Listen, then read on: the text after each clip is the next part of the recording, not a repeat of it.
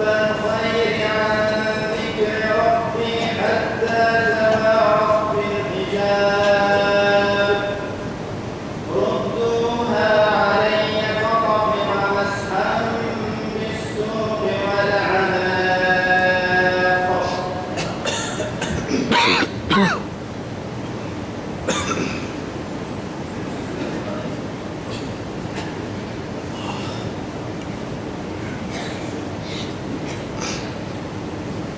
بسم الله الرحمن الرحيم.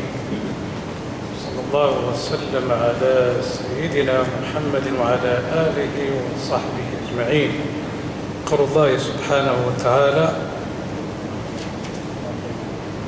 وخر راكعا وأناب. كلام خر سقط، خر عليه من السقف كما خر من السماء. أشير إليه كما يقول محمد طارق بن عاشور التونسي في التحرير والتنوير أنه لم يكن في عبادة بني إسرائيل سجود، كانت عبادتهم الانحناء. تقدم هذا في قوله وخروا له سجدا. وإن كان ذكر قرطبي عن أبي بن عربي قاضي فاسي الدار معروف قال اتفق الجمهور كما قال هو أنه قال لا خلاف أنه كان السجود وضع الجبهة على الأرض، إلا أن محمد طارق بن عاشور ذكر ما قاله محمد طارق بن عاشور حتى قال لا خلاف، قال الخلاف موجود،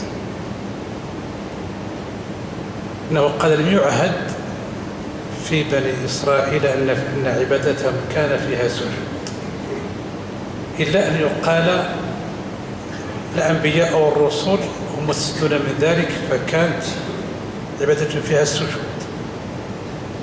ثم ذكر قرطبي قال أنه كان فيه السجود بعد الركوع وخر راكعا، ثم بعد الركوع كان سجود وفيه خلاف. وأناب تاب أناب وتاب وآب ألفاظ مترادفة. وأناب ينيب اسم الفاعل منيب، إن إبراهيم لا هو منيب منيبين إليه. وكذلك يقال ناب تاب ورجع. فغفرنا له ذلك ما ذكر أمس، غفرنا محونا وسترنا. غفر ستر ومسح، كل المغفر ما يوضع على الرأس يستره ليقيه ضرب السيف ووقع النبل، مغفر معروف الحروب. فغفرنا له ذلك ما ظنه كما تقدم. وإن له لداود عليه السلام عندنا عنديته مكانة شريفية لزلفى قربى ومكانة وحسن مآب مرجع في الآخرة وهو الجنة. ثم قال الله تعالى يا داود،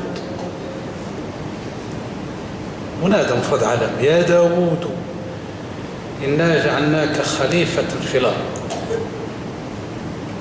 خليفة في الأرض ليس في الأرض كلها، المكان الذي فيه اجعلني على خزائن الأرض كما تقدم.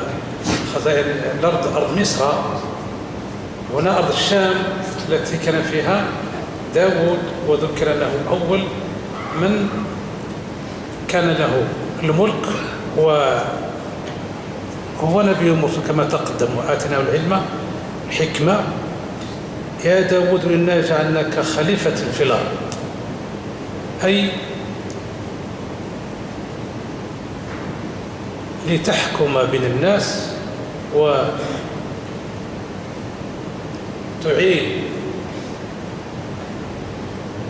ما يقال المعدوم، وتقضي على المظلوم وعلى الظالم إذا ظلم. وإذا قال أمر الله تعالى فاحكم بين الناس بالحق. والله تعالى قد جعل آدم كما تقدم قد خليفة وقرأ ثم كذلك بنوه يخلفون هم خلفاء في الأرض بحيث ينشرون فيها العدل ويسوون بالحق ويقتصون من الظالم، وإلا تخلوا عن هذه الخلافة. فاحكم بين الناس بالحق العدل، ولا تتبع الهوى هوى النفس، لأن الهوى من اتبعه يهوي به هوى كما يقال من الهوى سقط، ونون الهوى نون، أو كما يقال نون الهوى نعم كما يقال مسروقة من نونه، فإذا هويت فقد لقيت هوانا. نون نعم صدر البيت نعم نون الهوان نعم من الهوى من الهوى نعم من الهوان نعم نعم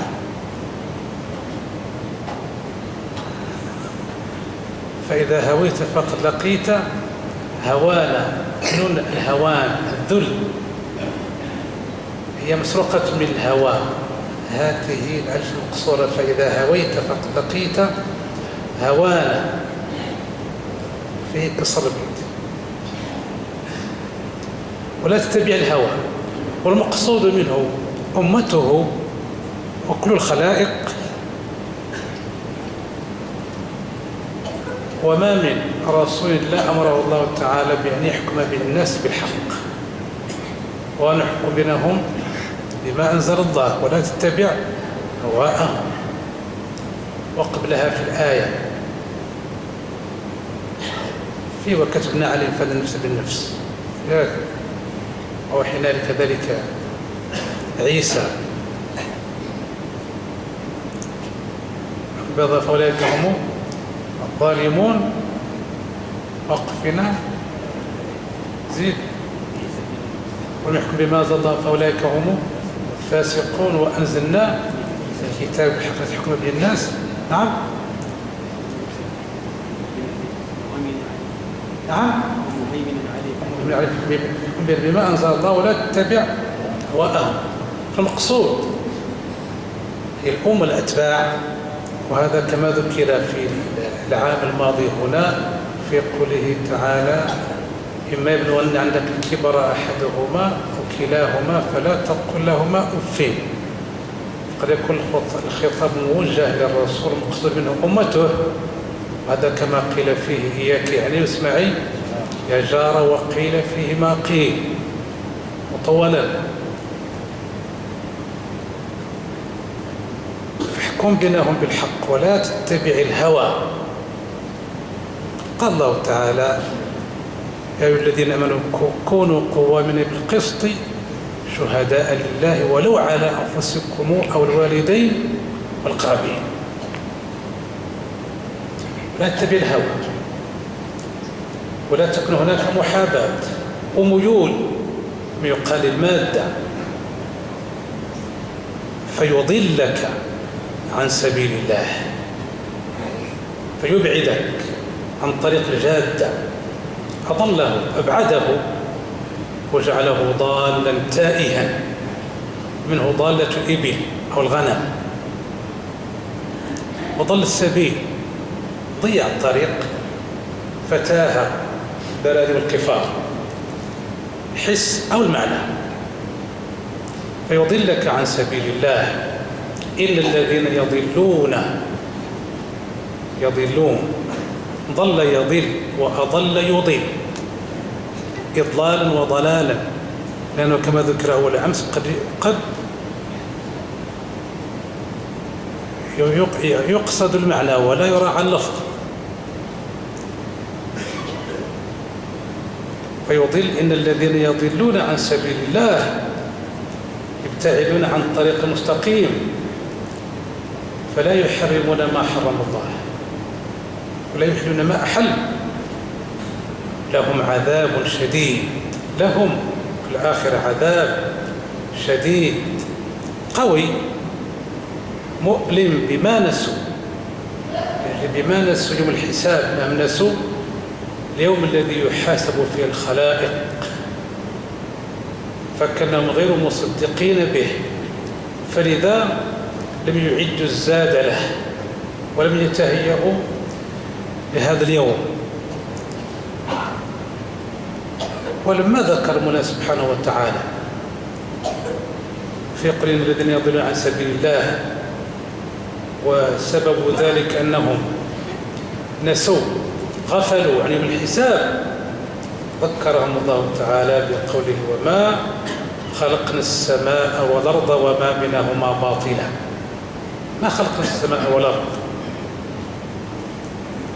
وما بينهما، ما بين السماء باطلا سدى وعبثا، بحيث وانتهى الأمر، بحيث يزيد الإنسان ويموت وانتهى الأمر. فحسبتم أنما خلقناكم عبثا وأنكم إلينا لا ترجع. فيه رجوع، لكن هذا الرجوع ليس فقط رجوع وانتهى الأمر، فيه رجوع وفيه حساب وجزاء. جزاء فيجازي المحسن على إحسانه والمسيء على ساءته.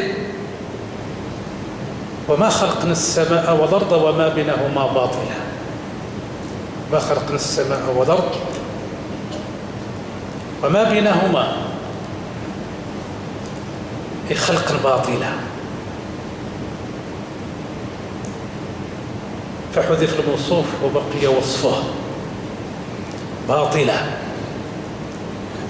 وما من المنعوت والنعت عقيل يجوز حذفه وفي النعت يقيل.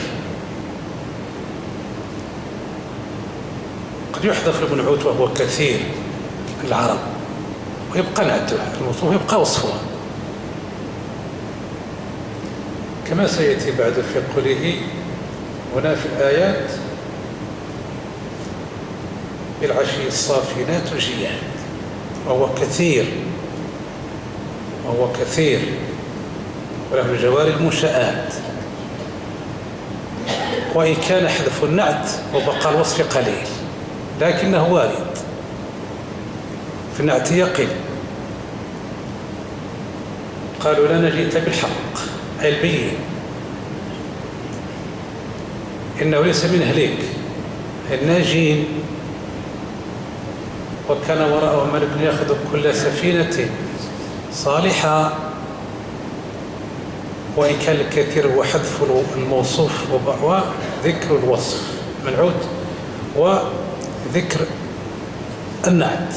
وما خلقنا السماء والأرض وما بينهما بخلق باطلا سدى وعبثا، كما كانوا يقولون إلا أرحام تدفع وأرض تبلع وما يهلكنا للدهر، كما قال الله حياة الدنيا نموت ونحيا وما نحن بمبعوثين. ذلك ظن الذين كفروا، هذا ظنهم، كما قالوا ما نحن بمبعوثين، انتهى الأمر. فويل للذين كفروا من النار. ويل كلمة تقال لمن وقع في بلية أو مصيبة يستحقها، عكس ويح كما تقدم. ويل لهم من نار عذابها يوم القيامة. وقال الله تعالى أم نجعل الذين آمنوا وعملوا الصالحات كالمفسدين في الأرض، وهذا استفهام إنكاري. ونجعل الذين آمنوا بالله عز وجل وصدقوا بما جاء برسول من عند الله عز وجل وأضافوا في ذلك الأعمال الصالحة جعلوا كالمفسدين في الأرض. مفسد وأفسد فيها بحيث تعدى على حرمات الله، حيث لم يمتثل أمر الله ولم يجتنب نهيه ولم يقف عند حدوده. معلوم بل ظلم المخلوق وتعدى عليه إما أكل ماله أو ضربه أو قذفه وهلم جرا أنه لم يقف عند حدود الله، هذا الإفساد.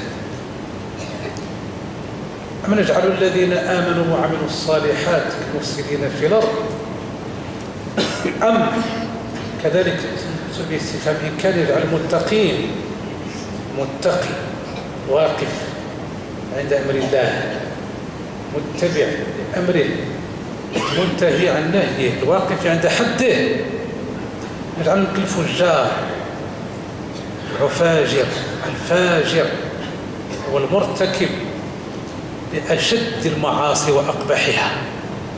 الفجور هي المعاصي القبيحة الشنيعة، كلا هذا قلنا استفهام إنكار، فلو كان كذلك لم يكن هناك إنصاف ولا عدل، لأنك ترى الكافر أو الفاسق ونعم عليه في الدنيا بصحة جسمه ووفرة ماله وكثرة ولده، وقد تجد المؤمن بالعكس، مريض جسم فقير، وقس عليه.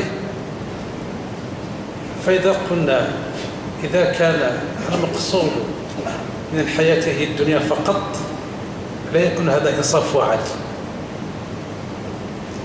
لأن نقتل الكافر له وفرة مال وكثرة بنين وصحة جسم، والمؤمن بعكسه. لكن المؤمن يعلم أن له دار أخرى يجازى عليها فهو صابر. فإذا كانت هناك دار أخرى غير هذه الدار، إنما هذه الدار هي دار امتحان واختبار وابتلاء كما يقال، النتائج هناك، نتائج هناك. ولذا قالت عاصمة بن عمر ما أخذ بمنكبه كن في الدنيا كأنك غريب عابر سبيل. نجعل المتقين كالفجار، كتاب أنزلناه إليه، هذا كتاب الذي هو القرآن الكريم أنزلناه إليك مبارك كثير البركة مملوء بالخيرات، مملوء بالخيرات الدينية والدنيوية، مبارك مملوء بالخيرات الدينية والدنيوية، ليتدبروا لأجل لا تفيد العزة يقال ليتدبروا، ليتدبروا بإدغام التاء في الدال كما هو معروف، يتدبروا. التدبر التمعن التأمل في الشيء، يتدبروا آياته التي اشتمل عليها هذا القرآن الكريم، يتمعنوا فيها ويتأملوا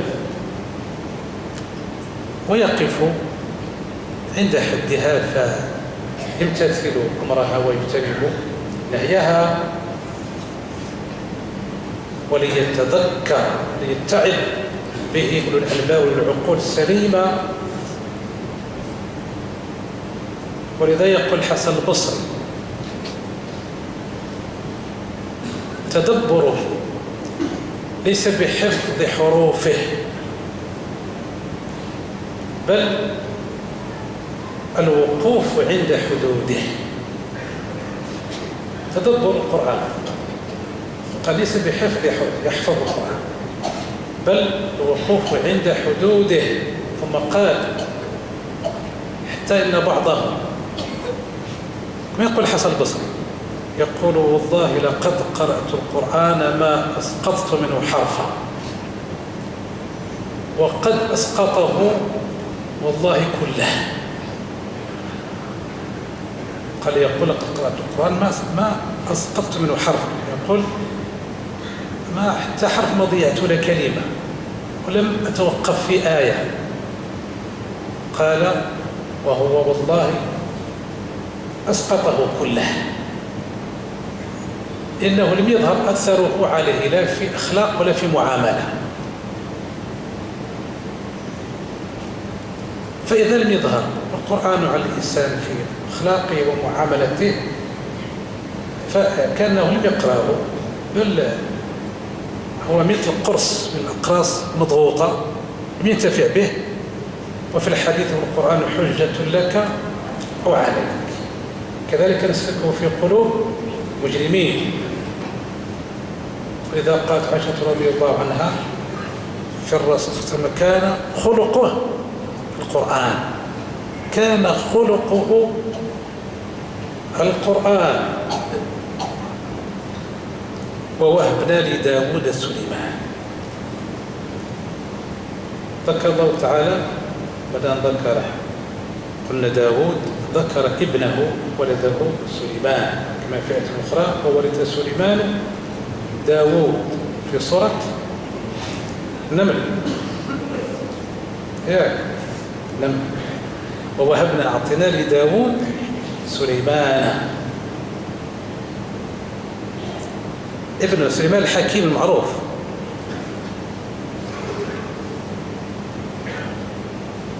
سليمان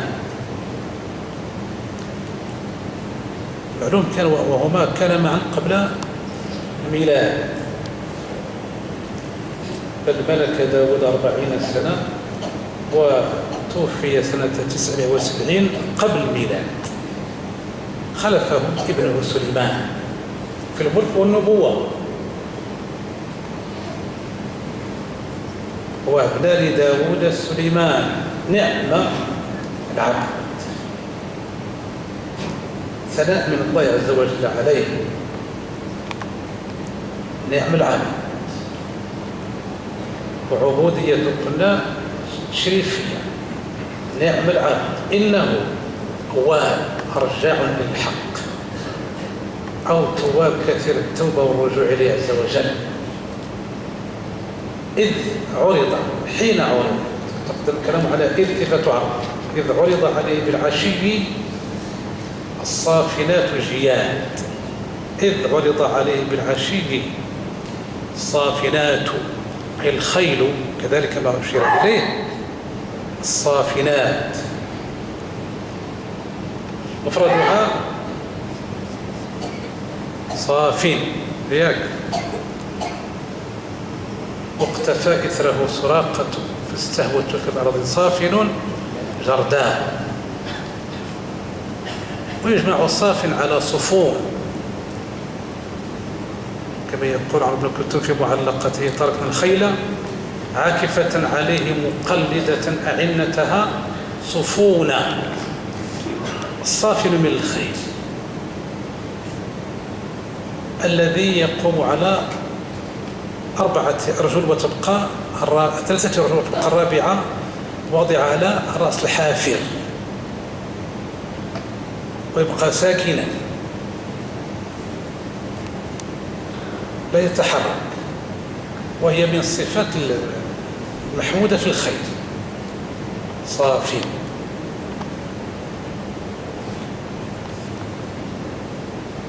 فهو نعت ومن عتق محذوف. وكذلك الجياد مفرده جواد، وكذلك الذي يجود بالإسراع، فهي فيها وصفان حميدان: عند وقوفها تكون ساكنة، وعند جريها كثيرة الجري. الصافنات الجياد.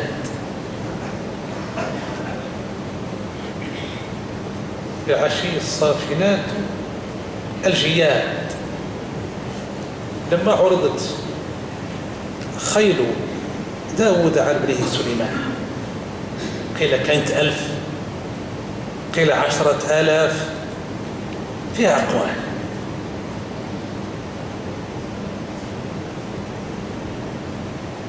و40,000 40,000 كما في مناظرة حمديدة مع جميس واقر، قلنا فيها كلام طبعا. الله أعلم.